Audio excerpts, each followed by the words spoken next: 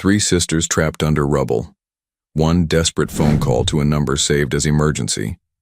But the voice that answers isn't 911. It's Vincent Crawford, a CEO who didn't know he had daughters.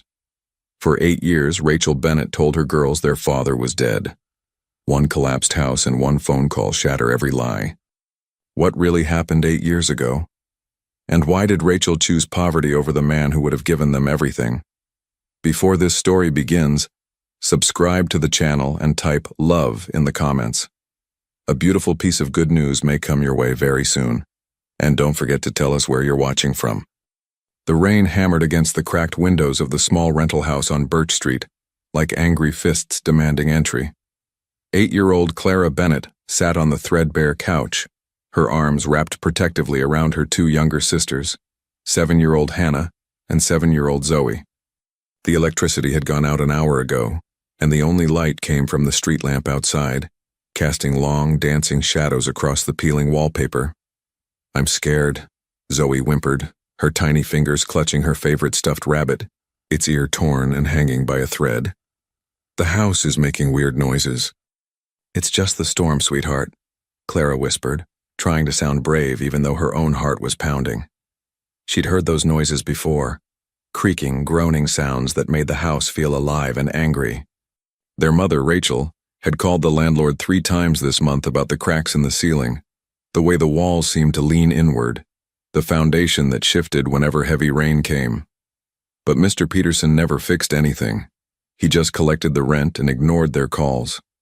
Hannah pressed closer to Clara, her dark curls plastered to her forehead with sweat despite the cold. "When is Mommy coming home?" "Soon," Clara promised, though she wasn't sure. Her mother worked 2 jobs, waitressing during lunch at Betty's Diner and cleaning offices at night. Sometimes she didn't get home until after midnight, exhausted and smelling of bleach and French fries, her hands red and raw from scrubbing.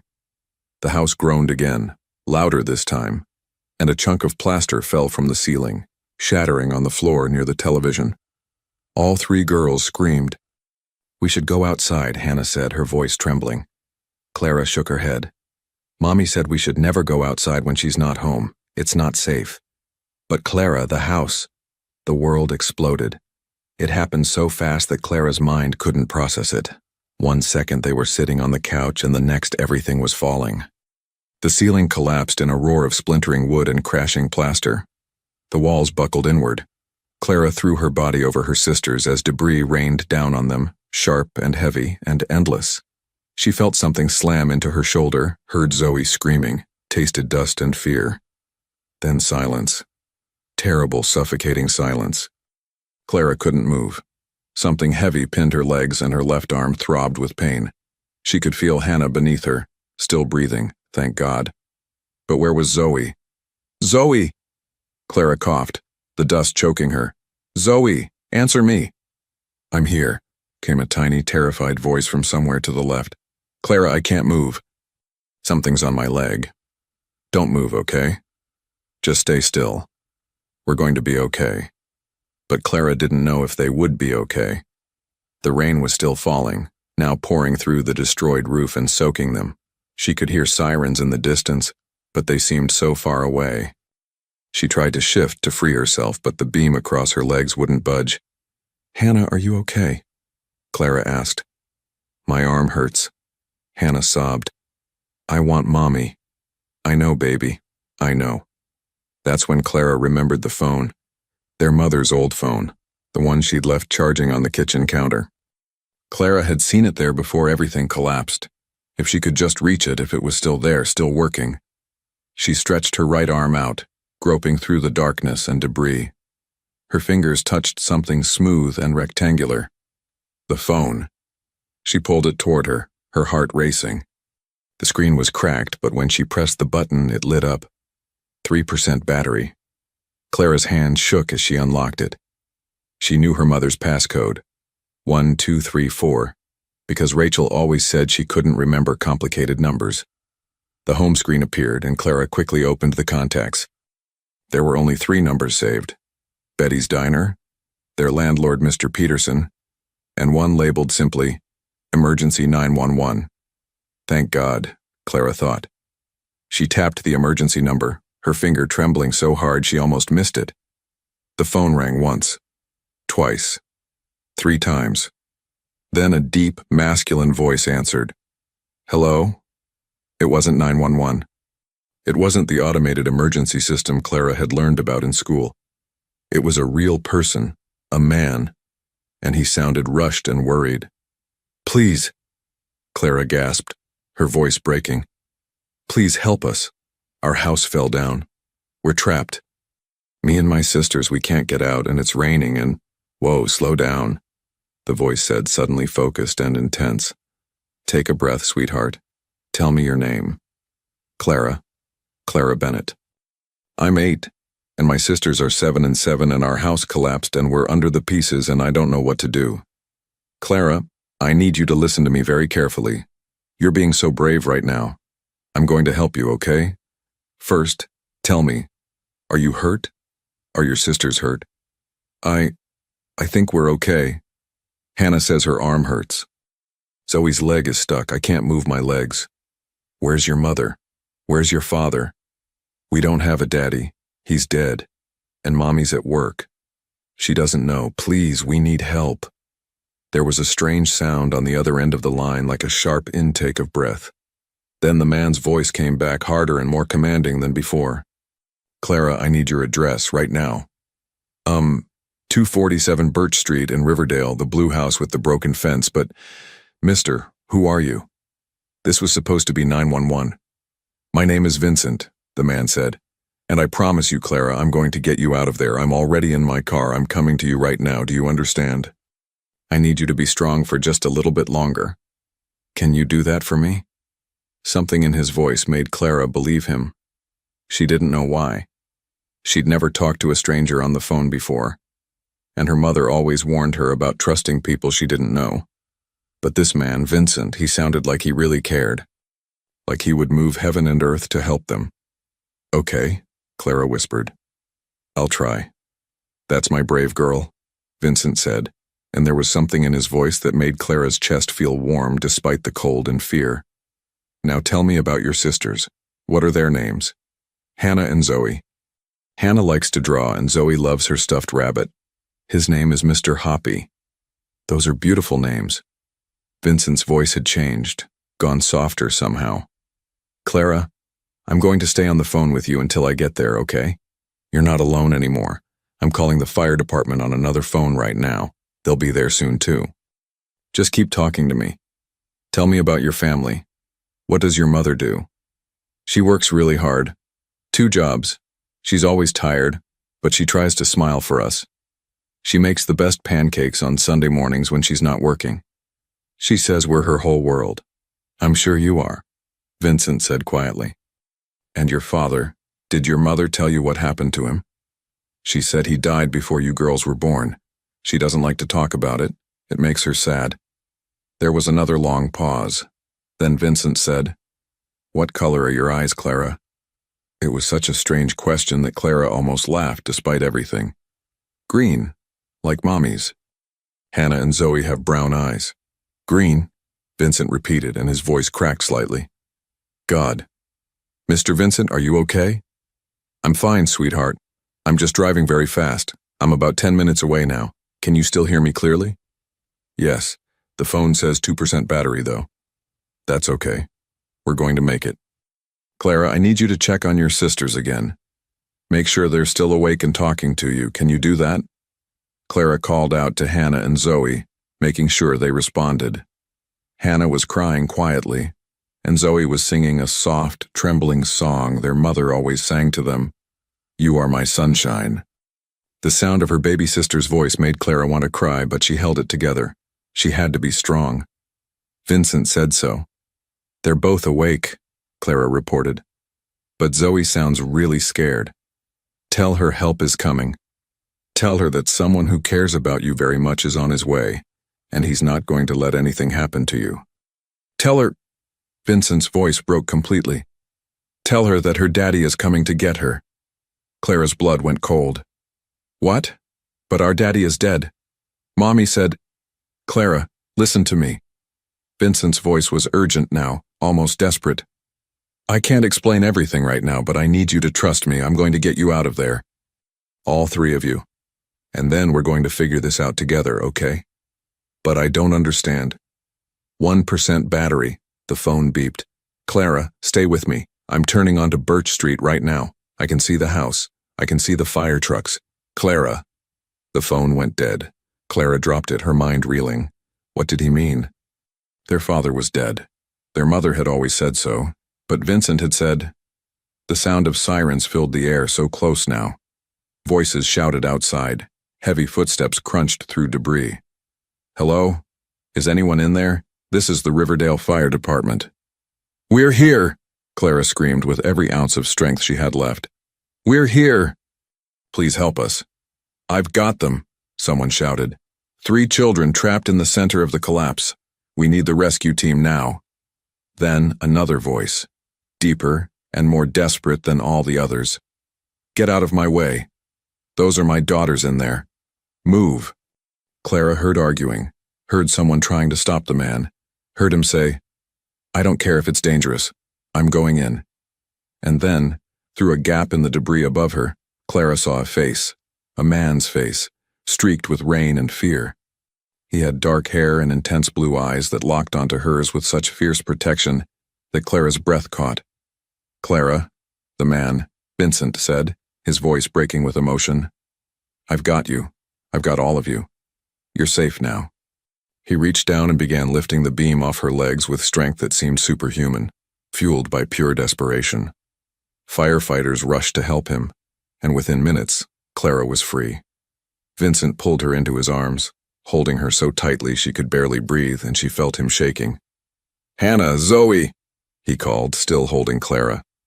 Where are they? Here, Hannah whimpered, and firefighters were already moving toward her voice. The next several minutes were chaos. Men in yellow helmets carefully extracting Hannah and Zoe from the rubble, paramedics rushing forward with blankets and medical kits, someone pressing an oxygen mask to Clara's face. But through it all, Clara kept her eyes on Vincent, this man who had answered their call, this man who had come for them, this man who claimed to be their father. Clara? A familiar voice screamed from somewhere beyond the emergency vehicles. Clara! Hannah! Zoe! Oh God! My babies! Rachel Bennett pushed through the crowd of first responders, her diner uniform soaked with rain, her face a mask of terror. She saw her daughters being carried out of the ruins of their home, saw the paramedics examining them, and fell to her knees with a sob of relief. But then she looked up, and she saw him. Vincent Crawford stood there holding Clara in his arms, his expensive suit ruined and covered in dust and water. Their eyes met across the chaos, and the color drained from Rachel's face. No, she whispered. No. How are you here? Vincent's jaw clenched. He gently set Clara down, making sure a paramedic took her to the ambulance, and then he walked toward Rachel. He moved like a predator, controlled and dangerous, and Rachel stumbled backward. How am I here? Vincent repeated, his voice low and deadly. How am I here, Rachel? That's what you want to know? Not thank you for saving our daughters? Not I'm sorry I've been lying to you for 8 years? Rachel's face crumpled. Vincent, please. You told them I was dead, he said. And his voice rose now, sharp with rage and pain. You told them their father was dead. Do you have any idea what that phone call was like? Hearing my daughter's voice for the first time in 8 years? Hearing her call a stranger mister and telling me her daddy was gone? You don't understand, Rachel choked out. I had to protect them. I had to. Protect them from what? From me? I'm their father. Are you? Rachel's voice turned hard, defensive. You're Vincent Crawford, CEO of Crawford Industries. You live in a world of corporate espionage, hostile takeovers, and people who would do anything to get to you. What kind of life would that have been for them? A life with their father. A life where they didn't grow up in a house so unsafe it literally collapsed on top of them. The words hit Rachel like physical blows. She looked at the ruins of the house, at her daughters being loaded into ambulances, and her face crumbled completely. She sank to the ground, sobbing. Vincent stood over her, his chest heaving with emotion. For a long moment, he just stared at this woman he had once loved more than anything. This woman who had disappeared from his life without explanation, taking with her everything that mattered. Then he crouched down, his voice dropping to something quieter but no less intense. "We're not done, Rachel. Not by a long shot. But right now, your daughters, our daughters, need medical attention. So here's what's going to happen. You're going to get in that ambulance with them. I'm going to follow in my car. And when we get to the hospital and make sure they're okay, you and I are going to have a very long conversation about what happens next." Rachel looked up at him, tears streaming down her face. "They don't know you. They don't even know what you look like. Please don't what? Be their father? That ship has sailed, Rachel. Clara already called me. She's already heard my voice. And whether you like it or not, I'm not going anywhere this time." He stood and walked away, heading toward a sleek black car that looked absurdly out of place on the rundown street. Rachel watched him go, her heart breaking into pieces she wasn't sure could ever be put back together. A paramedic helped her to her feet and guided her to the ambulance. Inside, her 3 daughters sat huddled together, wrapped in blankets, their eyes wide with shock and confusion. "Mommy," Clara said, her voice small and uncertain. "That man on the phone. The one who came to save us. He said he was our daddy." Rachel looked at her eldest daughter's face, so trusting, so hopeful, so utterly betrayed, and felt the last of her carefully constructed world crumble around her. "I know, baby," she whispered. "I know. And Mommy has a lot of explaining to do." The hospital waiting room smelled of antiseptic and bad coffee. Vincent Crawford sat in an uncomfortable plastic chair, still covered in dust and dried rain, his $2,000 suit completely ruined. He didn't care. His hands wouldn't stop shaking. Across the room, separated by what felt like an ocean of tension, Rachel Bennett sat with her head in her hands. Her supervisor from Betty's Diner had arrived an hour ago with a change of clothes, jeans and a sweater. But Rachel still looked like she'd been through a war, which Vincent supposed she had. The doctors were examining the girls now. Initial reports suggested Hannah had a minor fracture in her arm, Zoe had bruising and minor lacerations on her leg, and Clara had a dislocated shoulder that they'd already reset. All 3 were suffering from shock and would need to be monitored overnight, but they were alive. They were safe. They were his daughters. Vincent pressed the heels of his hands against his eyes, trying to process the impossible reality. 8 years ago, Rachel had vanished from his life without warning. 8 years of searching, of hiring private investigators, of lying awake at night wondering if she was alive or dead. And all that time she'd been raising their daughters he hadn't even known existed. "Mr. Crawford?" A doctor in blue scrubs approached, her expression kind. "The girls are stable and resting comfortably. We'd like to keep them overnight for observation, but I expect a full recovery. They're asking for their mother." Vincent nodded. "Of course, and—" He hesitated. "Have they asked about me?" The doctor's expression softened with sympathy. "Clara mentioned you several times. She seems quite taken with the man who answered her emergency call." Despite everything, Vincent felt a warmth spread through his chest. His daughter. His brave, strong daughter who had kept her sisters safe and had trusted him, a stranger's voice on a phone.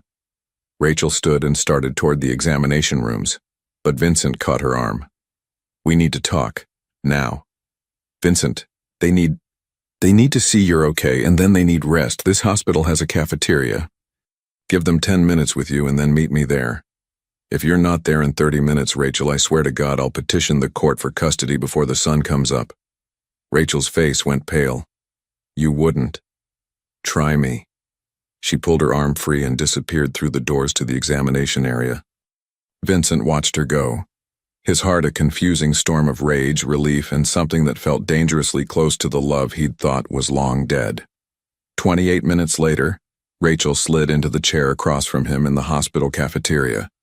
She'd pulled her dark hair into a ponytail, making her look younger than her 32 years. She'd been so beautiful once before life had worn her down. She was still beautiful now, Vincent realized with a pang, just in a different way. Harder. More tired. But the green eyes he'd fallen in love with were the same ones he'd seen in Clara's face tonight. "Talk," Vincent said flatly. Rachel wrapped her hands around a cup of terrible cafeteria coffee. "What do you want to know?" "Everything. Start with why you disappeared." "We were planning our wedding, Rachel. The invitations had been sent. And then one day I came home and you were just gone. No note. No explanation. Nothing. I left a note." "You left a piece of paper that said, 'I'm sorry, I can't do this,' and that's not an explanation." Rachel stared into her coffee. "I was pregnant. And you didn't think I deserved to know that? You don't understand. Your mother came to see me 2 days before the wedding." Vincent went very still. "What?" "Catherine Crawford," Rachel said, and there was bitterness in her voice now. "In her designer suit and her pearls and that look on her face like I was something disgusting she'd stepped in. She came to my apartment, that little studio on Fifth Avenue that you'd helped me afford, and she told me exactly what my life would be like if I married you. My mother had no right. She had every right to protect her son." Rachel interrupted. "That's what she said. That the Crawford family had enemies. That being married to you would put a target on my back. That any children we had would be used as leverage, as pawns in corporate warfare. She told me about the kidnapping attempts on you as a child, the death threats, the security detail you had to have everywhere you went." Vincent's hands clenched into fists. His mother. He should have known. Catherine Crawford had never thought anyone was good enough for her only son, but he'd believed, stupidly, naively, that she'd accepted Rachel, that she'd seen what he saw, a kind, intelligent woman who made him laugh and made him believe in something beyond profit margins and stock prices. "So you ran," Vincent said, "because my mother scared you." "No," Rachel said, and her voice broke. "I ran because she was right. Vincent, I just found out I was pregnant. I was terrified. And then your mother showed me articles, news stories about children of wealthy families who'd been kidnapped, hurt, killed. She told me that loving you meant endangering any child we might have. That's not how love works, Rachel. You don't run from it, you face it together. Easy for you to say, you grew up in that world. You had bodyguards and panic rooms and security protocols. I grew up in a trailer park with a single mother who worked herself to death to put food on the table. I didn't know how to navigate your world, Vincent. I was drowning in it even before I knew I was pregnant. So you chose poverty instead, Vincent said coldly. You chose to raise my daughters in a house so structurally unsound that it collapsed on top of them. That's your idea of protecting them? The words hit their mark. Rachel flinched as if he'd slapped her. I did the best I could, she whispered. I worked 2 jobs. I kept them fed and clothed and safe. They weren't safe tonight. No. Rachel's voice was hollow. No, they weren't. And that's on me. But Vincent, they've been safe from the kind of danger your mother warned me about. No one's tried to kidnap them to extort you. No one's threatened their lives to manipulate you in a business deal. They've had a normal childhood. They've had no father, Vincent cut in. They've grown up believing I was dead. Do you have any idea how that feels? Clara told me on the phone that she didn't have a daddy. 8 years old, and she thinks her father abandoned her or died. What the hell were you thinking? I was thinking I was protecting them. By lying to them, by denying them their own history. Yes. Rachel slammed her hand on the table, making the coffee slosh. Several people in the cafeteria looked over, but she didn't care. Yes, I lied. Because I knew if I told them about you, they'd want to know you. They'd ask questions, and eventually someone would figure out who their father was, and all the danger your mother warned me about would come crashing down on their heads. So I told them you were dead. I told them you were a good man who loved them but died before they were born. And maybe that was wrong, but it kept them safe. Did it? Vincent asked quietly. Because from where I'm sitting, you working yourself to exhaustion and them living in a condemned house doesn't exactly scream safe. Rachel closed her eyes. I know. God, Vincent. I know. The landlord kept promising to fix things. And I kept believing him because the rent was cheap and I couldn't afford anything better, and I thought I had more time. I thought I could save up enough to move us somewhere better. But everything costs so much. and medical bills and food and clothes they keep growing out of, and she broke off, pressing her hands against her face. Vincent watched her shoulders shake with silent sobs and felt his anger falter. He didn't want to feel sympathy for her. She'd stolen 8 years of his children's lives from him. But seeing her like this, broken and exhausted and clearly at the end of her rope, he couldn't maintain the cold fury he wanted to feel. "Why didn't you ever reach out?" he asked, his voice softer now. "In 8 years you never once thought about telling me?" "Every day," Rachel whispered. "Every single day I thought about it. But I was scared, Vincent. Scared you'd hate me for leaving. Scared you'd try to take them from me. Scared your mother was right about the danger, so I just kept going, kept working. Kept telling myself that someday when they were older, when I'd saved enough money to feel secure, maybe then I could. But you never did."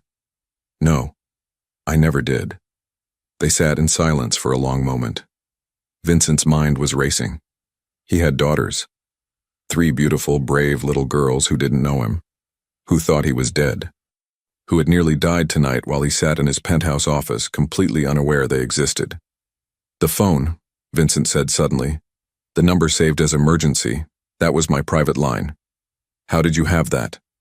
Rachel's expression turned almost shy. "I never deleted your number. I couldn't bring myself to.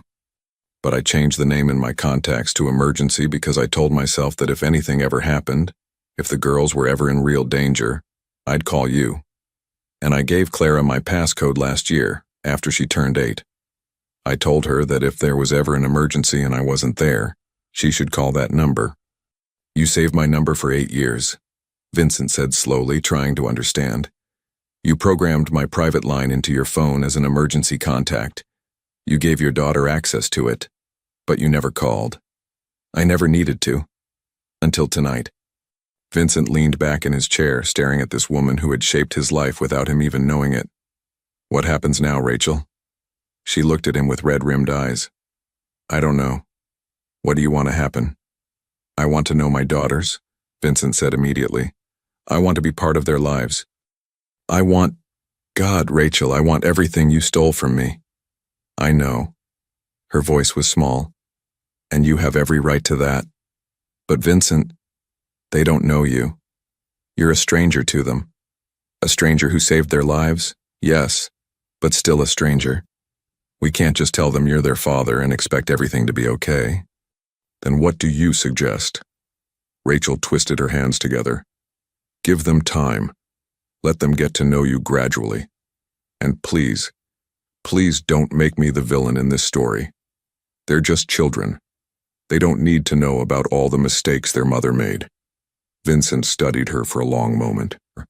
Part of him wanted to rage at her, to tell the girls everything and let Rachel face the consequences of her choices. But the rational part of his brain, the part that had built a billion-dollar empire through strategic thinking, knew she was right. Children needed stability, not more trauma. "Fine," he said.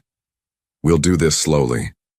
But Rachel, I want DNA tests. I want legal documentation, and I want custody arrangements established.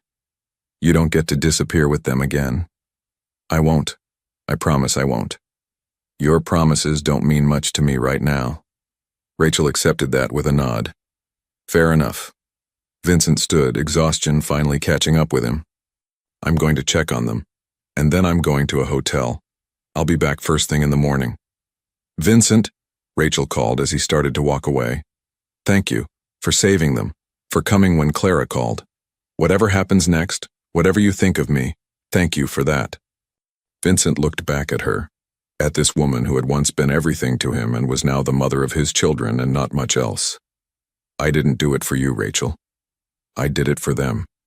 He left her sitting alone in the cafeteria and made his way back to the examination rooms. A nurse directed him to a private room where all 3 girls were sleeping in one large bed, curled together like puppies. Clara was in the middle, her arms around both her sisters. Someone had cleaned them up and dressed them in hospital gowns, and with their faces peaceful in sleep, they looked like angels.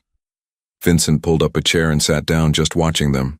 His daughters, Clara with her dark hair and his green eyes, Hannah with Rachel's delicate features and his determined chin, Zoe the baby, with a face that was a perfect blend of both her parents. 8 years. He'd missed 8 years of this. First words, first steps, birthdays and Christmases and bedtime stories. The weight of that loss pressed down on his chest until he could barely breathe. Clara stirred, her eyes fluttering open.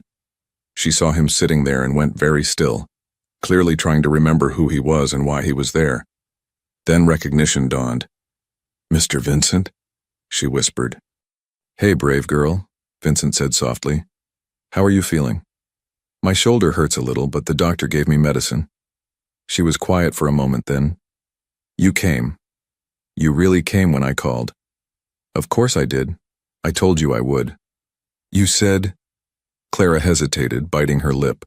"On the phone before the battery died. You said you were our daddy." Vincent's heart clenched. "I did say that. And Clara, I know this is confusing and scary, but I need you to know something. I would never lie to you. Not about anything, but especially not about that. But Mommy said our daddy was dead. Your mommy made some mistakes. She was trying to protect you and she made some bad choices, but the important thing is that I'm here now and I'm not going anywhere. If you'll let me, I'd like to get to know you. You and Hannah and Zoe." Clara stared at him with those green eyes so much like his own. Then slowly she reached out her good hand. Vincent took it, his heart nearly breaking at the trust in that simple gesture. "Okay," Clara whispered. "I'd like that too." And sitting there in that hospital room, holding his daughter's hand for the first time in her life, Vincent Crawford made a silent vow. He would make up for every moment he'd missed. He would be the father these girls deserved. And nothing, not his mother, not Rachel's fears, not the dangers of his world, would ever separate them again. Outside, dawn was breaking over Riverdale, painting the sky in shades of gold and pink. A new day was beginning, a new chapter in all their lives. And for the first time in 8 years, Vincent Crawford felt something he'd thought was lost forever. Hope. 3 days after the collapse, Rachel sat in a conference room at Crawford Industries, feeling completely out of place. The building was all glass and steel and modern architecture, the kind of place where people wore designer suits and spoke in professional tones. She'd come in her best outfit, a simple dress she usually wore to church, and still felt like a child playing dress-up. Vincent's assistant, a kind woman named Patricia who was probably in her 50s, had greeted her warmly and offered her coffee in a real china cup. Now Rachel sat alone, waiting, her hands trembling slightly as she held the expensive cup and saucer. The door opened and Vincent walked in, followed by 2 men in suits. Lawyers, Rachel realized with a sinking feeling in her stomach. This was it. He was going to fight her for the girls. "Rachel," Vincent said, his tone professional and distant. "These are my attorneys, James Morrison and David Park. I asked them here because we need to formalize our arrangement regarding Clara, Hannah, and Zoe." Rachel set down her coffee carefully, afraid she'd drop it with her shaking hands. "Vincent, please."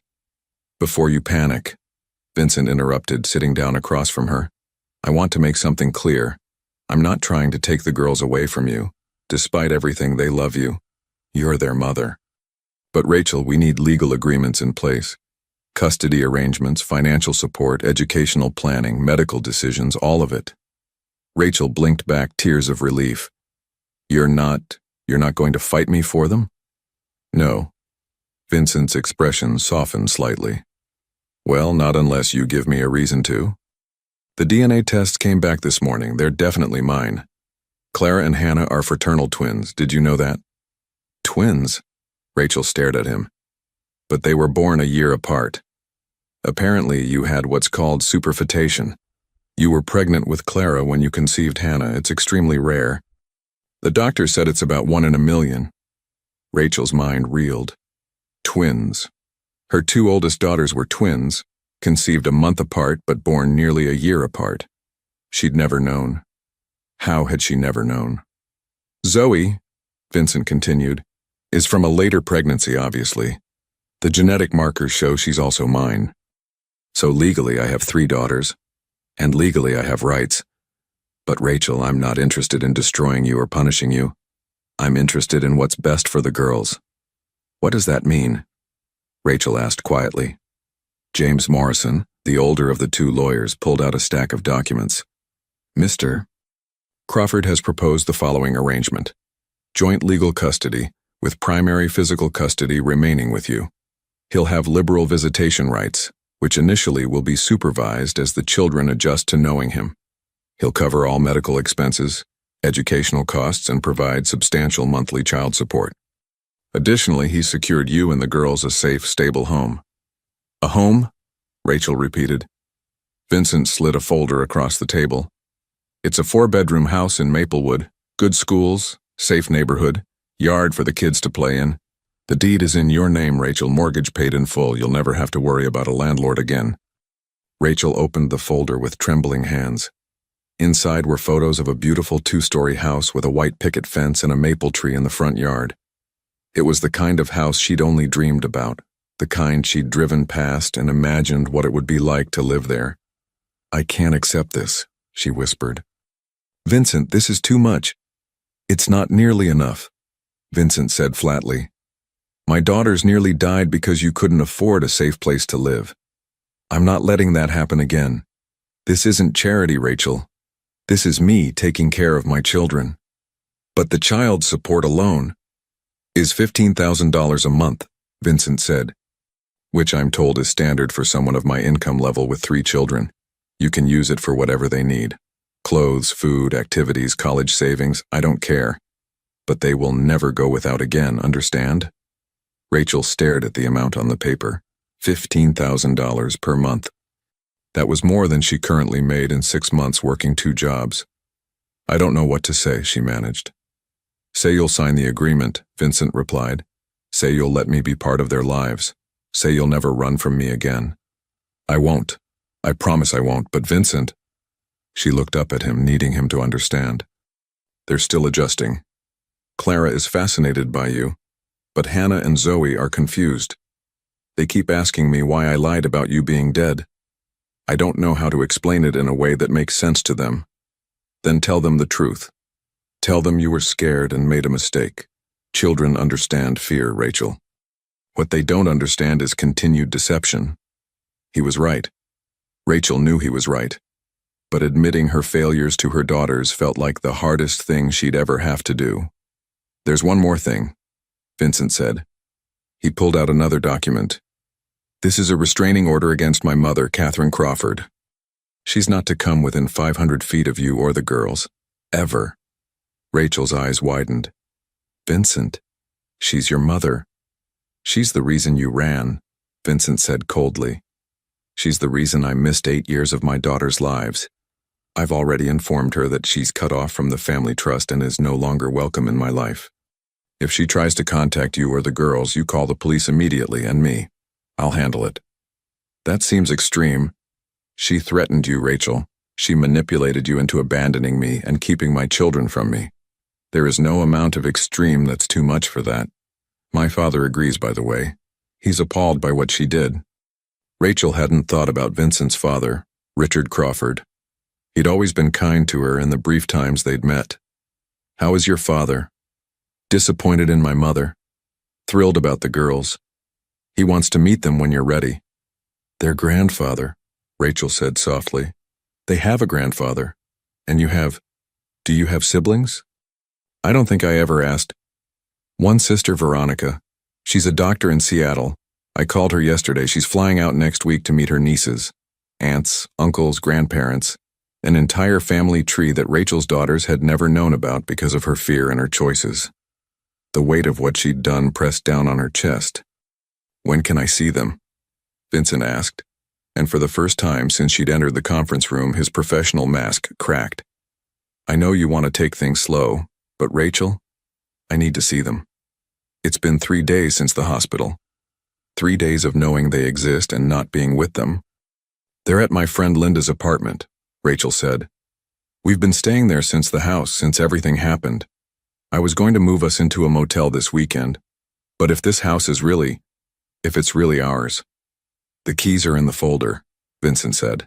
You can move in today if you want. I've already had it cleaned and stocked with basics, food, toiletries, new beds, and furniture. The girls' rooms are decorated neutrally, but I figured they'd want to choose their own colors and themes. There's money in the account for that. Rachel felt tears sliding down her cheeks. Why are you being so generous? After everything I did. Because I'm not angry at you anymore, Vincent said quietly. I was. God knows I was furious when I first realized. But Rachel, you were 24 when you ran. Pregnant, scared, manipulated by someone you should have been able to trust. Did you make the wrong choice? Yes. Did it hurt me more than I can express? But I understand why you did it. And holding on to that anger doesn't help our daughters. So I'm choosing to let it go and move forward. I don't deserve your forgiveness. Maybe not. But you have it anyway. Rachel wiped her eyes with the back of her hand. Can you come to Linda's tonight for dinner? I'll talk to the girls this afternoon. Really talk to them. Tell them the truth about everything. And then maybe you could come by around 6. We could all have pizza together or something. Vincent's face transformed with such naked hope that Rachel's heart ached. Yes, I'd like that very much. And Vincent, thank you for the house, for the support, for being understanding. I know I don't deserve any of it, but thank you. Vincent stood, signaling the meeting was over. You don't need to thank me for taking care of my children, Rachel. It's what a father does. It's what I should have been doing for the last 8 years. That afternoon, Rachel sat on Linda's lumpy couch with all 3 girls snuggled around her. She'd asked Linda for privacy, and her friend had gone out to give them space. Now Rachel looked at her daughter's expectant faces and felt her heart breaking. You remember Mr. Vincent? She started. The man who saved you from the house? The one who said he was our daddy, Clara said immediately. Yes. And girls, I need to tell you something very important. Mr. Vincent, he is your daddy, he really is. Hannah's eyes went wide. But you said Daddy was dead. You said he died before Zoe was born. I know, and I need to tell you why I said that, even though it was a lie. Rachel took a deep breath. Before any of you were born, I was going to marry Vincent. We loved each other very much. I was pregnant with all 3 of you, which was a surprise because I didn't know about Hannah and Zoe at first, only Clara. But then Vincent's grandmother came to see me.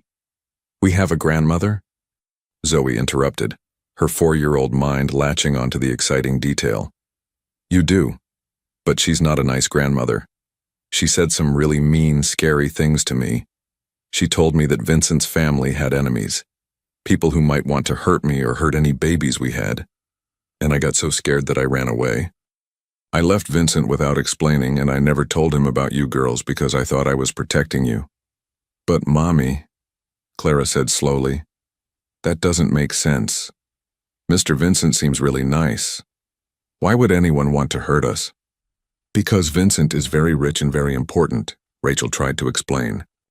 Sometimes bad people try to hurt rich people's families to get what they want. And I was so scared of that happening that I just ran away. And I kept running.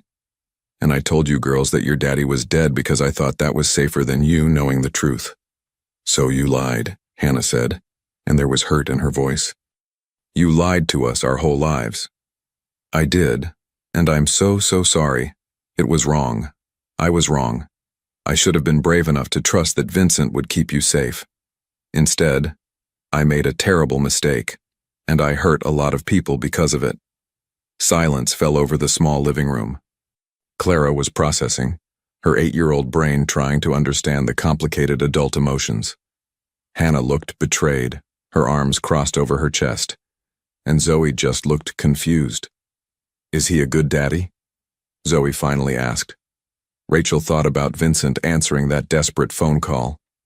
Driving through the night to save children he didn't know, standing in the rain lifting debris with his bare hands, fighting to get to them. Yes, she said honestly. I think he's going to be a very good daddy. Does he want to know us? Clara asked. More than anything in the world. He wants to be part of your lives. He wants to take you places and get to know you and be your father. But only if you want that too. I won't force you. I want it, Clara said immediately. He saved us. And he kept talking to me on the phone when I was scared. I like him. Hannah was slower to respond. What if his mean grandmother tries to hurt us? She can't, Rachel said. Vincent made sure of it. She's not allowed to come near us ever. And if she tries, Vincent will stop her. He'll protect you. Promise? Hannah's voice was small. I promise. And girls? Vincent has asked if he can come have dinner with us tonight. Would that be okay? All three girls nodded, even Hannah, though she still looked uncertain. Okay, Rachel said, hugging them close. Okay, but first I have something to show you. She pulled out the folder Vincent had given her, with the photos of the house. This is where we're going to live. Vincent made sure we'd have a safe, beautiful home, and it's ours. Forever. The girls crowded around, exclaiming over the pictures. Clara's eyes lit up when she saw the big backyard. Hannah loved the reading nook in one of the bedrooms. Zoe just kept saying, pretty, pretty, and clapping her hands. Can we see it? Can we go now? Clara begged. Rachel smiled through her tears. Yes, let's go see our new home. And then tonight your daddy is coming to visit. As they gathered their few belongings and headed out to see the house that would change their lives, Rachel sent a text to Vincent. They know the truth. Come at 6. They're ready to meet their father. His response was immediate. Thank you. I'll be there. That evening at exactly 6 o'clock, the doorbell rang at the new house. The girls had spent the afternoon exploring every room, choosing their bedrooms, running in the backyard. Now they all froze, looking at Rachel with a mixture of excitement and nervousness. That's him, Rachel said softly. Remember, he's just as nervous as you are. Clara ran to the door before Rachel could stop her and pulled it open. Vincent stood on the porch holding 3 wrapped gifts and looking absolutely terrified. Hi, Clara said. Hi, Vincent replied, his voice rough with emotion. You came. I'll always come when you need me. That's what daddies do. Clara studied him for a long moment. Then she reached out and took his hand just like she had in the hospital. Come in. Mommy ordered pizza, and we want to show you our rooms. Vincent looked over Clara's head at Rachel, and the gratitude in his eyes made Rachel's throat tight. She nodded, and Vincent stepped into the house, their house, for the first time. Hannah and Zoe peeked out from behind Rachel's legs. Vincent crouched down to their level, making himself smaller and less threatening. Hi, Hannah. Hi, Zoe. I'm Vincent. I'm your dad. And I know this is all really weird and confusing, but I want you to know that I'm not here to change anything or make things scary. I'm just here to get to know you, if that's okay. Did you bring presents? Zoe asked, eyeing the wrapped packages. Vincent laughed, and it was a wonderful sound. Yes, I brought presents. Want to see? As the girls tore into the gifts, art supplies for Hannah, a new stuffed rabbit for Zoe, and a science kit for Clara, Rachel watched Vincent transform. The powerful CEO disappeared, replaced by a man who was simply trying to be a father. He sat on the floor with his daughters, helped them open packages, listened to their excited chatter, and looked happier than Rachel had seen him in years. Later, after pizza and presents and stories, after the girls had gone to bed in their new rooms with new sheets and new nightlights, Rachel and Vincent sat on the front porch watching the sunset. Thank you, Vincent said quietly, for today, for telling them the truth, for giving me this chance. It's what I should have done 8 years ago, Rachel replied. Maybe, but you did it now. That's what matters. They sat in comfortable silence for a while. Then Vincent said, I meant what I told them. I'm not here to change everything or take over. I just want to be part of their lives. I know. And Vincent, I think you're going to be an amazing father. Vincent smiled, and in that smile, Rachel saw a glimpse of the man she'd fallen in love with all those years ago. The man she'd been too afraid to trust. The man who was now the father of her children and, perhaps, could someday be something more than just co-parent. But that was a story for another day. For now, as the sun set over their new beginning, Rachel allowed herself to hope that maybe, just maybe, everything was going to be okay. 6 weeks into their new life, and Clara Bennett Crawford was beginning to understand what it meant to have a father. It meant Saturday morning pancakes where Vincent tried to flip them in the air and usually missed, sending pancake batter splattering across the kitchen while all 3 girls dissolved into giggles. It meant someone showing up at every school event, sitting in the front row with a proud smile that made Clara's heart feel too big for her chest. It meant bedtime stories read in a deep, soothing voice that made even the scary parts of fairy tales feel safe. It meant having someone who kept his promises. Vincent had been careful, just as he'd said he would be. He visited 3 times a week at first, always asking Rachel's permission, always leaving when the girls seemed tired. But gradually, those visits stretched longer. He started picking them up from school on Wednesdays. He took them to the park on Saturday afternoons. He came to Clara's science fair and Hannah's art show and Zoe's preschool performance, where she forgot all her lines but received a standing ovation from her father anyway. And slowly, carefully, the girls began to call him Dad. Well, Clara and Zoe did. Hannah was still holding back, still processing the hurt of 8 years of lies. She was polite to Vincent, even warm sometimes, but she kept a careful distance that Clara could see pained him. Now, on this crisp early December afternoon, Clara sat at the kitchen table doing homework while Rachel prepared dinner. Through the window, she could see Vincent in the backyard with Hannah and Zoe, helping them rake the fallen leaves into enormous piles, just so they could jump in them. Zoe's laughter carried through the glass, pure and joyful. "He's good with them," Rachel said softly, following Clara's gaze. "Yeah," Clara agreed. "Mom, can I ask you something?" "Of course, sweetie. Why did you really run away? I know you said you were scared, but Dad doesn't seem scary at all. He seems really nice." Rachel set down the wooden spoon she'd been using to stir pasta sauce. She came and sat across from Clara, her expression serious. "Your dad is nice. He's one of the best men I've ever known. But Clara, when I ran, I wasn't running from him. I was running from his world." "His world?" "Vincent is very wealthy, very powerful, and in that world people can be cruel and dangerous. His mother, your grandmother Catherine, she told me terrible things about what could happen to me and to you girls. About kidnappings and threats, and people who would hurt you just to get to your father's money. But that never happened," Clara pointed out logically. "We lived in that awful house that fell down and nobody tried to kidnap us or hurt us." Rachel's face crumpled slightly. "I know, and looking back now, I realized that I was so afraid of one kind of danger that I put you in a different kind. The house, the neighborhood, me working so much I could barely keep my eyes open. That was dangerous too. Just in a different way. Do you regret it? Leaving Dad?" Rachel was quiet for a long moment, watching Vincent through the window as he lifted Zoe onto his shoulders so she could reach the leaves in the lower branches of the maple tree. "I regret hurting him. I regret the years he missed with you girls. But Clara, if I hadn't run, if I hadn't made those choices, you 3 wouldn't exist exactly as you are now, and I can't regret that." Clara thought about this, her 8-year-old mind working through the complicated logic. "Mom, do you still love him?" Rachel's head snapped around, her eyes wide. "Clara, you look at him sometimes the way Hannah looks at her art supplies, like you want something but you're not sure you're allowed to have it. That's very observant of you," Rachel said carefully. "And complicated. Your father and I have a lot of history, and not all of it is happy.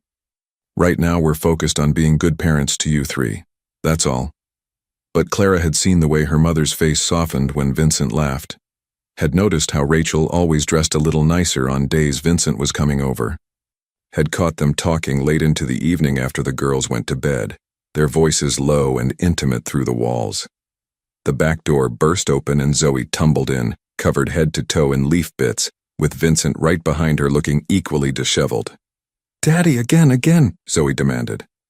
"I think we need to clean up first, Princess," Vincent said, brushing leaves out of her hair. "Your mom made dinner and I'm pretty sure she doesn't want leaf salad." "I could make that rule," Rachel said with a smile. "No leaves at the dinner table." Vincent caught her eye and held it for just a moment too long. Clara saw it, that flash of something deeper between them. Then Hannah came in and the moment passed. Dinner was lively and warm, full of stories and laughter. Vincent told them about a disastrous business meeting where his PowerPoint presentation had somehow been replaced with his assistant's vacation photos. resulting in very confused investors seeing pictures of Patricia at Disney World instead of quarterly earnings reports. The girls laughed so hard that Zoe nearly choked on her spaghetti. That's not even the worst part, Vincent continued, grinning. I was so flustered that I kept trying to explain the earnings using Mickey Mouse as a metaphor. I'm pretty sure several people thought I'd had a breakdown. Did you lose money? Hannah asked, speaking directly to Vincent for maybe the first time all evening. Actually, no. Turns out everyone was so charmed by the mistake that they signed the deal anyway. Patricia got a raise. After dinner, Vincent started to gather his things to leave, as he always did. But Clara saw the way he hesitated, the way his eyes lingered on Rachel. Dad? Clara said. Could you stay? We were going to watch a movie and you haven't seen our favorite yet. Vincent looked at Rachel, asking silent permission. She nodded, and something in his expression softened with relief. They all piled onto the large couch. A new one Vincent had insisted on buying when he saw Rachel's old one with its broken springs. Clara wedged herself between her parents, with Hannah on Rachel's other side and Zoe sprawled across Vincent's lap. The movie was an animated adventure that the girls had seen a dozen times, but watching Vincent experience it for the first time made it feel new again. Halfway through, Clara felt her mother's hand reach across her to brush against Vincent's arm. She saw her father turn, saw the look that passed between them, tender and uncertain and full of possibility, and Clara felt something settle in her chest, something warm and right. This was what a family felt like. 3 days later, Rachel was at the grocery store when her phone rang. Unknown number. She almost didn't answer, but something made her pick up. Ms. Bennett, this is Principal Morrison from Oakwood Elementary. I'm calling about Clara and Hannah. Rachel's heart jumped into her throat. What happened? Are they okay? They're fine physically. But there was an incident today. A woman claiming to be their grandmother tried to pick them up from school. What? She had identification showing she was Catherine Crawford. She said Mr. Crawford had asked her to collect the girls and take them to his office. But when we called Mr. Crawford to confirm, he became extremely agitated and said, under no circumstances was his mother to have contact with the children. Ms. Bennett, I need to inform you that we've filed a police report. This woman violated the custody agreement and the restraining order on file. Rachel's hands shook so badly she could barely hold the phone. Where are the girls now? Mr. Crawford is here. He arrived about 10 minutes ago and is with them in my office. He asked that you come to the school immediately. Rachel abandoned her shopping cart and ran to her car. The 15-minute drive to Oakwood Elementary felt like an eternity. Her mind raced with terrible possibilities. What if the principal hadn't been diligent? What if Catherine had somehow gotten to the girls? What if she screeched into the parking lot and sprinted into the building? In the principal's office, she found Vincent sitting on the floor with Clara and Hannah. Both girls pressed against him while he spoke in a low, soothing voice. Zoe's preschool was in a different building, thank God, so she'd been spared this scare. Mommy! Hannah cried when she saw Rachel, launching herself into her mother's arms. Rachel caught her, holding her tight. Baby, are you okay? What happened? A lady came, Hannah said, her voice muffled against Rachel's shoulder. She said she was our grandmother and that Daddy wanted us to come with her. But the teacher said we had to wait in the office, and then Daddy came. And he was so angry. Rachel looked at Vincent over Hannah's head. His face was pale, his jaw clenched so tightly she could see the muscle jumping.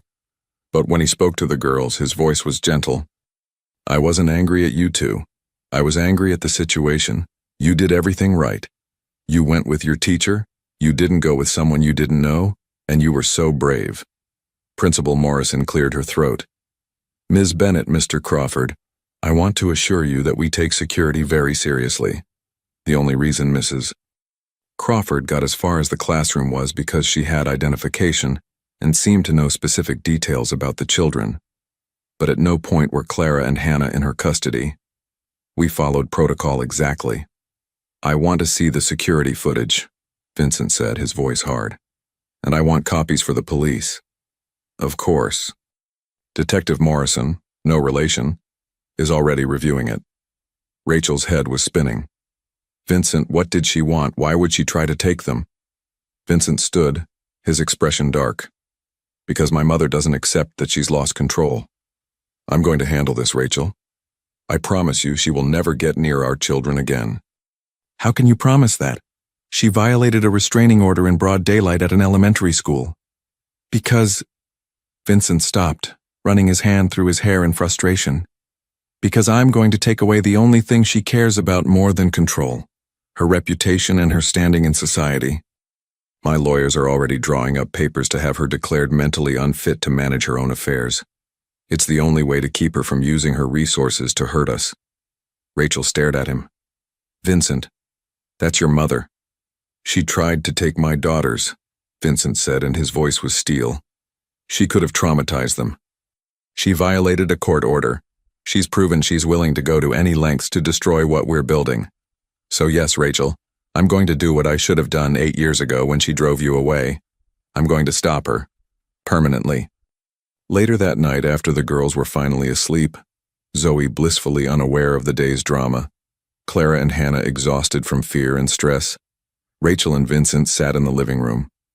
Vincent had refused to leave, insisting he needed to be there in case Catherine tried something else.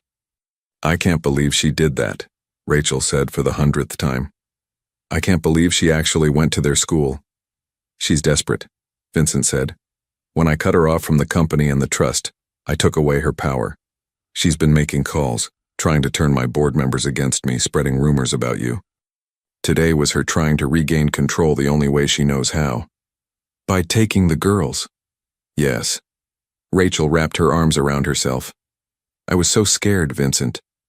When the principal called, all I could think was that 8 years ago, Catherine told me this exact thing would happen, that people would come after our children. And she was right. Except she's the person who came after them. Vincent moved closer, his hand finding hers. She was never right, Rachel. She was manipulating you. She told you lies to drive you away from me because she couldn't stand that I'd chosen you over her approval. And now she's trying the same manipulation on our daughters. But it's not going to work. I won't let it. What happens now? Now my lawyers file for the competency hearing. We present evidence of her harassment, the restraining order violations, the attempted contact with the girls. We get a court order giving me power of attorney over her affairs. And we make sure she's somewhere she can't hurt anyone, a care facility probably, with supervision. That sounds like prison. It's protection, Vincent corrected. For her and for us. Rachel, my mother needs help. This kind of obsessive behavior, this disregard for consequences, it's not rational. She needs psychiatric evaluation and treatment. But most importantly, she needs to be kept away from you and the girls.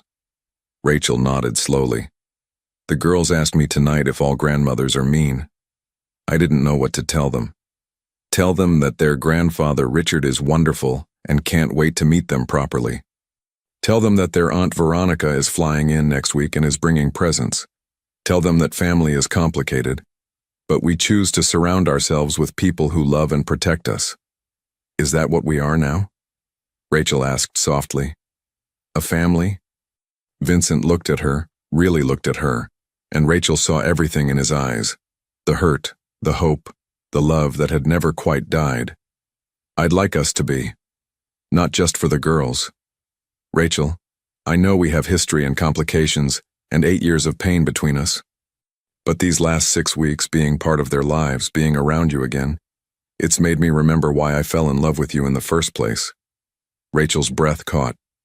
Vincent, I'm not asking for anything right now, he said quickly. I know you need time. I know trust has to be rebuilt. But I want you to know that I'm here. Not just as the father of your children, but as someone who never stopped caring about you. Someone who would very much like a second chance if you're ever ready to give it. Rachel felt tears sliding down her cheeks. I don't know if I deserve a second chance. Then we're even, because I spent 8 years wondering if I deserved one too. Vincent reached up and gently brushed away her tears. We both made mistakes, Rachel, but we have 3 beautiful reasons to try to get it right this time. Before Rachel could respond, a small voice came from the hallway. Mommy? Daddy? I can't sleep. They pulled apart quickly as Hannah appeared in the doorway, her stuffed elephant clutched in her arms. Vincent opened his arms, And for the first time, Hannah went to him without hesitation, climbing into his lap and burying her face against his chest. "I keep thinking about that lady," Hannah whispered. "What if she comes back?" "She won't," Vincent promised. "I won't let her. You're safe, Hannah. You and Clara and Zoe. I promise you're safe. Do you promise like regular people promise or like Daddy promises?" Vincent's expression went soft. "What's the difference?" "Daddy promises don't break," Hannah said simply. Vincent held her tighter. "Then I, Daddy, promise." "Okay. Okay." Rachel watched them together. This man who had missed so much and this little girl who was finally letting herself trust him, and felt something shift in her chest. Something that felt dangerously like hope. Dangerously like the beginning of healing. Outside, Detective Morrison sat in an unmarked car watching the house. He'd been assigned protective detail after the incident at the school, just until Catherine Crawford could be located and detained. In the morning, a judge would issue a warrant for her arrest for violating the restraining order. But Catherine Crawford was nowhere to be found. She'd disappeared after leaving the school, and no one, not her husband, not her staff, not her friends, knew where she'd gone.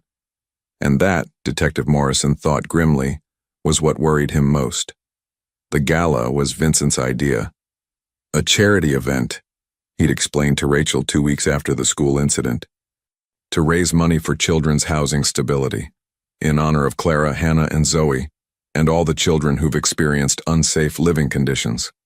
"Vincent, that's generous, but it's also strategic," he'd admitted. "My mother has been in hiding since the school incident. She hasn't responded to the court summons. She's not at her house, not at any of her usual places. But Rachel, if there's one thing my mother can't resist, it's a society event where she can maintain her image. If we make this gala big enough, public enough, she'll come out of hiding. And when she does, the police will be waiting. You want to use a charity event as a trap?" "I want to end this," Vincent said firmly. "I want the girls to feel safe. I want you to feel safe. And the only way that happens is if Catherine is finally held accountable." So now, on a glittering Saturday evening in mid-December, the grand ballroom of the Plaza Hotel was filled with New York's elite. Rachel had been nervous about attending. She'd never been to anything like this, had no idea how to navigate the world of designer gowns and champagne flutes and people who casually mentioned their vacation homes in the Hamptons. But Vincent had hired a stylist who'd helped her choose a deep green dress that made her eyes shine. He'd held her hand in the car on the way over, and now as they stood at the entrance to the ballroom, his hand on the small of her back, he whispered, "You look beautiful, and you belong here just as much as anyone else." The girls were at home with Patricia, Vincent's assistant, who'd volunteered to babysit. They'd wanted to come, had been excited about the party, but Vincent had been firm. "This is a grown-up event, but I promise I'll bring you back fancy desserts." Now, as Rachel surveyed the room, she spotted several people who looked vaguely familiar from magazines and social media. Vincent introduced her to business associates, donors, board members. Everyone was polite, though Rachel caught the curious glances and knew exactly what they were thinking. Who is this woman with Vincent Crawford? "Ladies and gentlemen," the master of ceremonies announced from the stage. "Please welcome our host for the evening, CEO of Crawford Industries and tonight's primary benefactor, Vincent Crawford." Vincent squeezed Rachel's hand once, then made his way to the stage. He looked different in his tuxedo, more like the powerful businessman from magazines and less like the man who made pancakes on Saturday mornings. But when he spoke, his voice was warm and genuine. "Thank you all for coming tonight. 6 weeks ago, I received a phone call that changed my life. A little girl trapped under the ruins of her collapsed home, calling for help. That little girl is my daughter, Clara. And that phone call introduced me to 3 incredible children who are the reason we're all here tonight." The room was silent, every eye on Vincent. Clara, Hannah, and Zoe lived in a house that wasn't safe because their mother was working 2 jobs and still couldn't afford better. They're not alone. Thousands of children in New York City live in substandard housing, homes with lead paint, homes with faulty wiring, homes that could collapse at any moment. Tonight, we're raising money to change that, to provide safe, stable housing for families who need it. Because no child should have to dial 911 from under the rubble of their own home. Applause erupted. People reached for their wallets, their checkbooks. The energy in the room shifted to something purposeful and generous. Rachel felt tears in her eyes. Vincent had taken their trauma, their story, and turned it into something that could help others. He was stepping down from the stage when it happened. The ballroom doors opened with a bang and Catherine Crawford swept in like an avenging angel. She was dressed in designer black, her hair perfect, her makeup flawless. She looked nothing like a woman who'd been in hiding, nothing like someone facing arrest warrants. "What a touching speech, Vincent," she called out, her voice carrying across the suddenly silent room. "So noble, so generous. Did you tell all these lovely people the truth about that phone call? About how that woman," she pointed at Rachel, "manipulated you? How she ran away 8 years ago and only came back when she needed your money?" Vincent's face went hard as stone. "Mother, you need to leave now." "Oh, I don't think so. You see, I've spent the last 2 weeks gathering evidence. Evidence of Ms. Bennett's real past, her real motives. And I think everyone here deserves to know the truth." Catherine pulled out a folder, her eyes glittering with malicious triumph.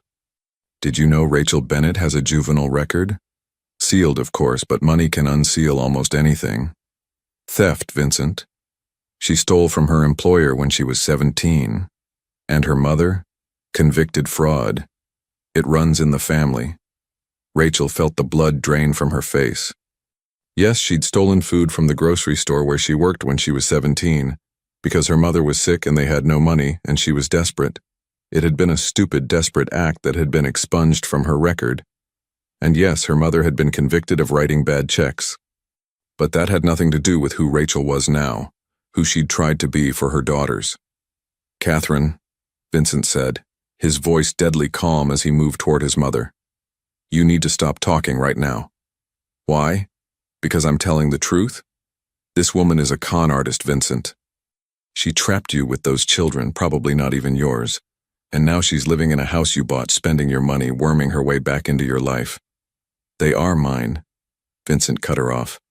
"DNA tests confirm it, and Rachel never asked me for money. Never asked for the house, never asked for anything. I offered because they're my daughters and I want to take care of them. How convenient that they called you that night. How convenient that their house collapsed right when they needed a rich father to rescue them. Are you seriously suggesting Rachel orchestrated a building collapse?" Vincent's voice rose with anger now. "That she purposely put her children in danger just to manipulate me? I'm suggesting she's capable of anything to get what she wants." "Like you?" The new voice came from the side of the room. Richard Crawford, Vincent's father, stepped forward from where he'd been standing with a group of investors. "Like you, Catherine, who drove away your son's fiancée with threats and lies, who tried to kidnap your own granddaughters from school, who violated a restraining order and is currently facing arrest warrants." Catherine's perfect composure cracked slightly. "Richard, you don't understand." "I understand perfectly. I understand that our son has found happiness with a woman he loves and with 3 beautiful grandchildren. I understand that you're so consumed with control that you can't accept it. And I understand that I should have stopped you 8 years ago when you went to Rachel and threatened her." Vincent's head snapped toward his father. "You knew?" "Not at the time," Richard said. "But I found out later. Catherine confessed it to me one night after too much wine. She was proud of it, Vincent. Proud that she'd protected you from what she called an unsuitable match. I should have told you then. I should have helped you find Rachel. That's on me, and I'm sorry." "This is ridiculous," Catherine snapped. "I won't stand here and be accused." "Mrs. Crawford." 2 plainclothes police officers moved through the crowd. Detective Morrison showed his badge. "You're under arrest for violating a restraining order and attempted custodial interference. You have the right to remain silent." Catherine's eyes went wide. She looked around the ballroom at all the influential people watching her downfall, and something in her expression crumpled. "Vincent, Vincent, please. I'm your mother. I was only trying to protect you." "By traumatizing my daughters?" Vincent's voice was hard. "By trying to destroy the woman I love? By making me believe I was alone for 8 years? No, Mother. You were trying to control me. And it's over. As the police led Catherine away, the ballroom erupted in whispers. Rachel stood frozen, Vincent's words echoing in her mind. The woman I love. He'd said it publicly, in front of everyone. He'd claimed her, defended her, chosen her over his mother's approval all over again. Vincent returned to her side immediately, his hands finding hers. Are you okay, Rachel? I'm sorry. I thought she'd come, but I never expected. Did you mean it? Rachel interrupted. What you said about loving me? Vincent's eyes softened. Every word. Rachel, I never stopped. Even when I was angry, even when I thought I'd never see you again, I never stopped loving you. The things she said about my past. I don't care about things you did when you were 17 and desperate. I care about the woman you are now. The mother you've been to our daughters. The person who worked herself to exhaustion, trying to give them a good life with the limited resources you had. Around them, the crowd was dispersing, giving them privacy, but Rachel barely noticed. She was staring at Vincent, at this man who had defended her, chosen her, loved her despite everything. I want that second chance, she said suddenly. The one you offered. I want to try again, not just for the girls, but for us. Vincent's face transformed with such pure joy that Rachel's breath caught. He pulled her close, his forehead resting against hers. Are you sure? I'm sure. Vincent, you saved us. Not just from the collapsed house, but from everything. You've given us a home, stability, safety. But more than that, you've given us love. And I know, I never stopped loving you either. I was just too scared to admit it. You're not scared anymore? Rachel looked around at the ballroom, at the people who'd witnessed Catherine's breakdown, at the life Vincent inhabited that had once terrified her. I'm terrified, she admitted. But I'm more scared of losing you again, of our daughters growing up without seeing what real love looks like, of spending the rest of my life wondering what we could have been. Vincent kissed her then, soft and sweet and full of promise. When they pulled apart, he was smiling. Let's go home. Let's go home to our daughters and tell them that we're going to be a real family, all of us together. Vincent, there's still a gala happening. All these people can celebrate without us, Vincent said firmly. My family is more important than any fundraiser. Besides, I promised Clara, Hannah, and Zoe that I'd bring them fancy desserts. I'm not breaking that promise.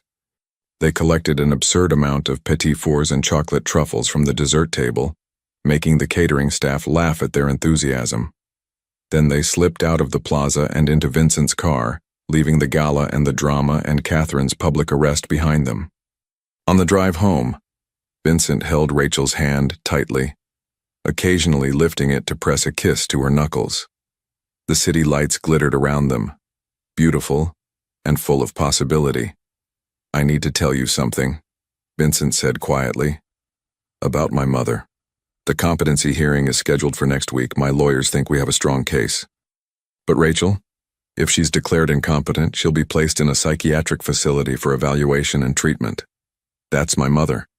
And part of me feels guilty about it, even though I know it's necessary. Then I'll be there with you at the hearing, Rachel said. You don't have to do this alone. Even after what she said tonight? Especially after what she said tonight. Vincent, your mother is unwell. That doesn't excuse what she did, but it explains it. And you're doing the right thing by getting her help, even if she can't see it that way. That takes courage. Vincent's eyes were suspiciously bright. How did I get so lucky? To find you again, to have another chance. We both got lucky, Rachel corrected. We got 3 amazing daughters who refused to give up on the people they love. We got a second chance that most people never get. We got each other back. When they arrived home, the house was blazing with lights. Through the windows they could see Patricia in the living room, reading to Zoe while Clara and Hannah built something elaborate with blocks. That's our family, Vincent said softly. That's our life. Rachel squeezed his hand. Then let's go live it. They walked in together, arms loaded with fancy desserts, and 3 little girls' faces lit up like Christmas morning. Clara ran to hug them both. Hannah jumped up and down, demanding to see the treats. Zoe asked if they'd met any princesses at the party. And as Vincent scooped up his youngest daughter and Rachel wrapped her arms around her 2 oldest and Patricia smiled from the doorway, everything felt exactly right. Not perfect. Life was never perfect. But right. True. Real. This was what family felt like. This was what love looked like. And this time, nothing would tear them apart. 3 months later, on a perfect spring morning, Clara woke up to the sound of laughter drifting up from the kitchen. She lay in bed for a moment, just listening. Her dad's deep chuckle, her mom's lighter laugh, Hannah singing off-key while Zoe provided enthusiastic backup vocals, the clatter of pans and the smell of pancakes and coffee. This was home now. This was family. And every single morning Clara woke up grateful for the night their house had collapsed. Because sometimes the worst things lead to the best things. She padded downstairs in her pajamas to find controlled chaos in the kitchen. Vincent was attempting to flip pancakes while Zoe helped by throwing chocolate chips into the batter at random intervals.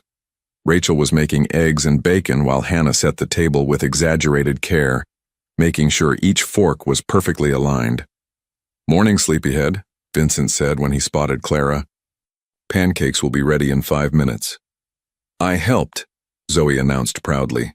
"I put in lots of chocolate." "I can see that," Clara said, eyeing the pancake batter that was more chocolate than actual batter. "Those are going to be interesting." "Interesting is one word for it," Rachel said with a smile. She looked different these days. Lighter somehow, like a weight had been lifted off her shoulders. She laughed more, worried less. And the way she looked at Vincent, Clara had seen that look in movies, in books. It was love. Real, grown-up love. Her parents weren't officially back together yet. They were taking it slow, Vincent still maintaining his own apartment in the city even though he spent most nights at the house in Maplewood. But Clara could tell it was only a matter of time.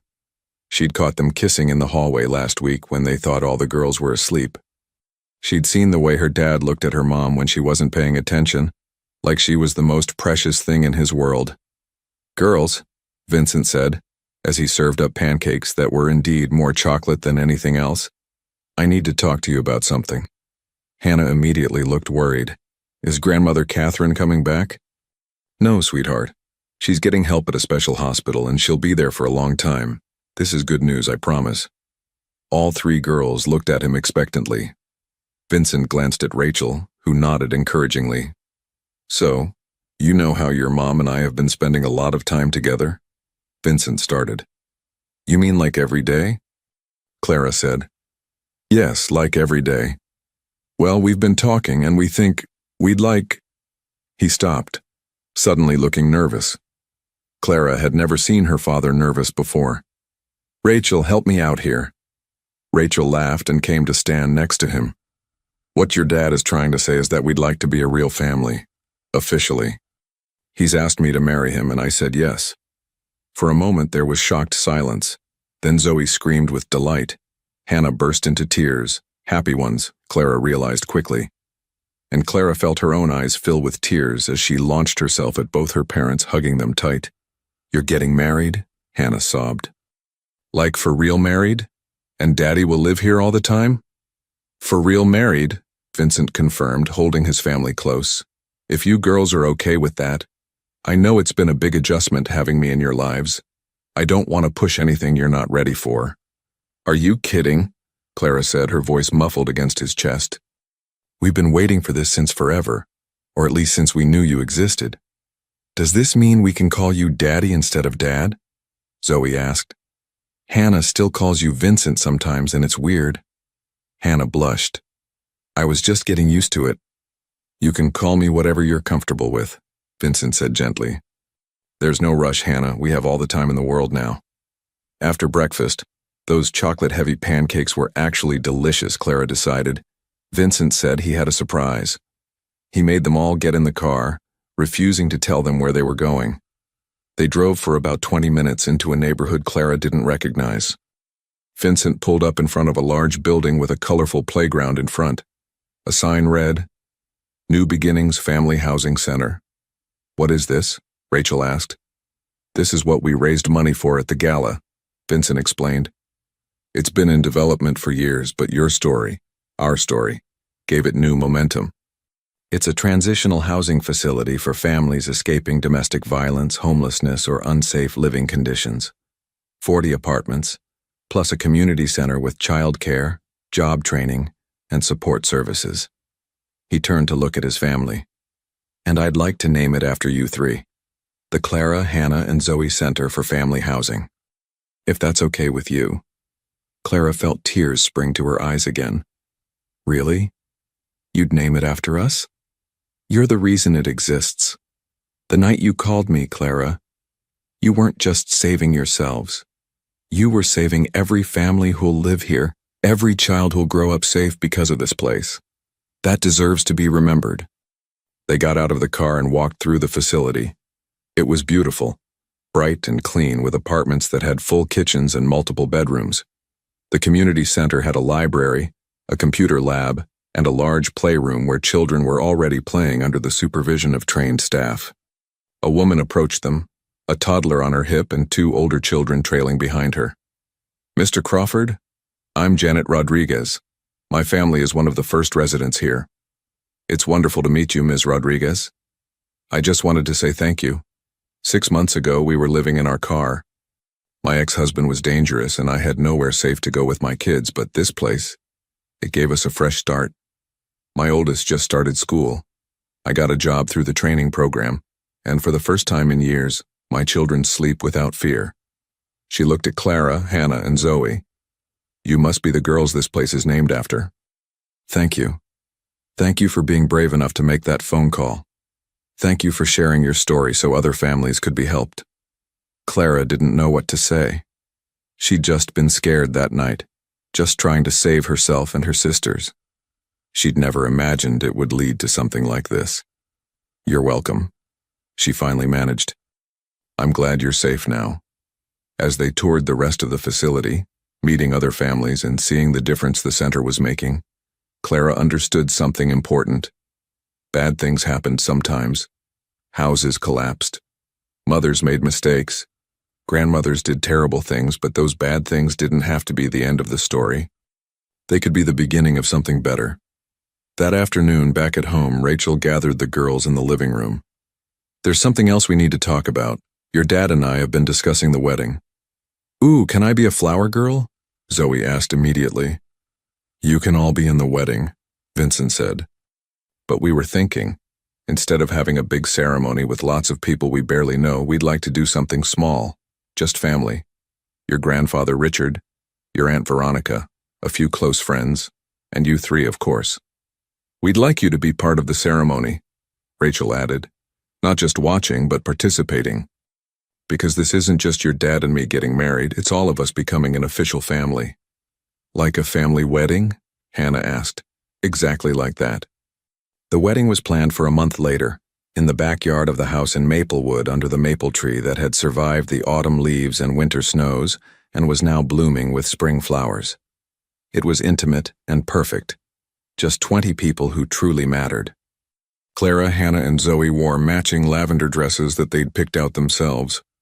Rachel wore a simple white dress that made her look like a princess, and Vincent wore a suit but ditched the tie halfway through, making everyone laugh. The ceremony was officiated by Judge Morrison, the same judge who had handled Catherine's competency hearing, and had become a friend to the family. He spoke about second chances and the resilience of love and the power of family.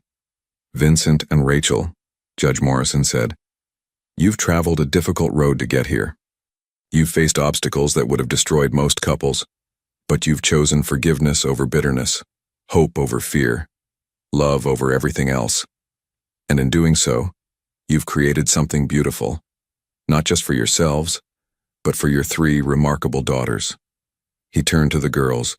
Clara, Hannah, Zoe, please come forward. The 3 girls stood in front of their parents, suddenly serious.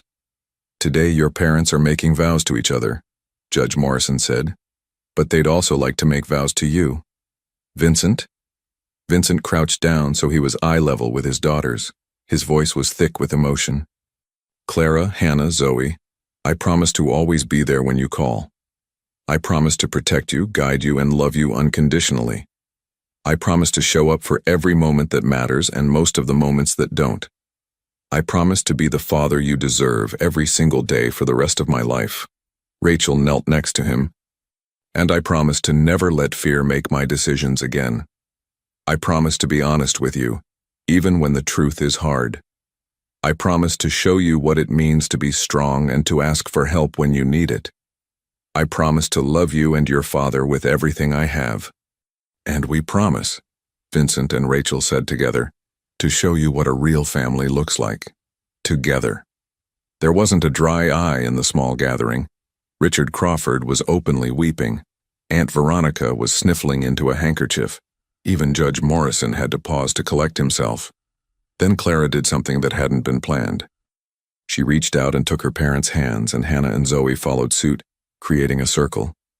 We promise too, Clara said, her 8-year-old voice surprisingly steady. We promise to be good daughters, to remember that nobody's perfect, but everybody's trying, to love each other even when we're mad, and to never ever forget that we're lucky. Because some kids don't get families like this. Some kids don't get second chances, Hannah added. Some kids don't get happy endings, Zoe finished. But we do, Clara said. We got all of that. After the official ceremony, after the rings were exchanged and the kiss that made Zoe giggle and cover her eyes, the small group celebrated with cake and music and joy. As the sun set over the backyard, painting the sky in shades of gold and pink, Vincent and Rachel danced to a slow song while their daughters watched. They look happy, Zoe observed. They are happy, Hannah said. We all are. Clara thought about the night that had changed everything. The rain and the collapsing house and the desperate phone call, the fear and the pain and the uncertainty. If someone had told her then that it would all lead to this, to a father who loved them, to a mother who'd found her smile again, to a family that was whole and real and theirs, she wouldn't have believed it. But here they were, living proof that sometimes life breaks you open so you can heal stronger than before. What are you thinking about? Grandfather Richard asked, sitting down next to Clara on the porch steps. Just how lucky we are, Clara said, how everything worked out. Richard smiled. It worked out because all of you were brave enough to fight for it. Your mother was brave enough to admit her mistakes, your father was brave enough to forgive. And you, little one, you were brave enough to make that phone call when everything was falling apart. I was just scared. Bravery isn't the absence of fear. It's doing what needs to be done despite the fear. And Clara, you saved more than just yourself that night. You saved your whole family. As darkness fell and fairy lights twinkled in the trees, the celebration continued. Neighbors who'd become friends stopped by to offer congratulations. Patricia arrived with an enormous gift basket. Even Detective Morrison came by to wish the family well. Later, after the guests had gone and the girls were in their pajamas, the whole family piled onto the big couch. The same couch where they'd watched movies together, where they'd had important conversations, where they'd built their new life one moment at a time. Tell us a story, Daddy, Zoe requested, snuggling into Vincent's side. What kind of story? A true one. About us. Vincent looked at Rachel and she nodded. Okay. Once upon a time there was a man who thought he'd lost everything. He worked and worked, but none of it meant anything because his heart was broken. Then one night his phone rang, and on the other end was the bravest little girl he'd never met, asking him to save her and her sisters. That's me, Clara said. I'm the brave girl. You absolutely are. And when that man heard her voice, something inside him woke up. He realized that he hadn't lost everything after all. He'd just been waiting for the right moment to become the person he was always meant to be. What person was that? Hannah asked. A father, Vincent said simply. A husband. A man who put family first. And you know what the best part of this story is? What? All three girls chorused. It doesn't end. This story keeps going every single day. Every breakfast and bedtime, every scraped knee and school play, Every argument an apology and I love you. This story is our life, and it's just beginning. Rachel leaned her head on Vincent's shoulder, watching their daughter's sleepy faces. It's a good story. It's the best story, Vincent agreed, because it's ours. And no matter what challenges come, no matter what obstacles we face them together, as a family. Forever? Zoe asked, her eyes drifting closed. Forever, Vincent promised. That's what family means. Forever. One by one, the girls fell asleep, Zoe first, then Hannah, and finally Clara, fighting to stay awake until the very end. Vincent and Rachel sat there in the quiet darkness, their children sleeping peacefully around them, and felt the weight and the wonder of the life they'd built. Happy? Vincent asked softly. Terrified, Rachel admitted. But happy. So incredibly happy. Good, because there's something I haven't told you yet. Rachel's eyes widened. What? I've been talking to my lawyers about adoption. Adoption? The girls still have your last name, Bennett. I'd like them to be Bennett Crawfords officially, to have both our names, but only if you're okay with that. Rachel felt tears slip down her cheeks for what felt like the 100th time that day. I'm more than okay with that. I think it's perfect. Yeah? Yeah. They sat in comfortable silence for a while longer, neither wanting to disturb the sleeping children enough to carry them to bed. This moment was too precious, too perfect to end. Vincent, Rachel said eventually. Thank you. For what? For answering the phone, for coming to save us. For giving us a second chance, for loving them, loving us so completely. For everything. Vincent pressed a kiss to her temple. Rachel, you gave me 3 incredible daughters. You gave me a family. You gave me a reason to be better than I was. I should be thanking you. Then let's call it even and let's promise each other something. Anything. Let's promise that no matter what happens, we'll never let fear win again. We'll face everything together. We'll choose love, even when it's hard. Especially when it's hard. I promise, Vincent said solemnly. From ruins to refuge, from broken to whole, from lost to found. I promise you, Rachel Bennett Crawford, all of it. And as the moon rose over their home in Maplewood, over the family that had been broken and rebuilt stronger, that promise hung in the air like a benediction. A promise that would carry them through all the years to come, through teenage dramas and college applications, through grandchildren and gray hair, through every joy and sorrow that life would bring. Because they'd learned the most important lesson of all, the strongest foundations aren't built on perfection. They're built on forgiveness, on second chances, on the courage to love even when you've been hurt. They're built on a little girl's desperate phone call in the darkness, on a father who answered, on a family that refused to give up, on ruins that became refuge, on love that conquered everything.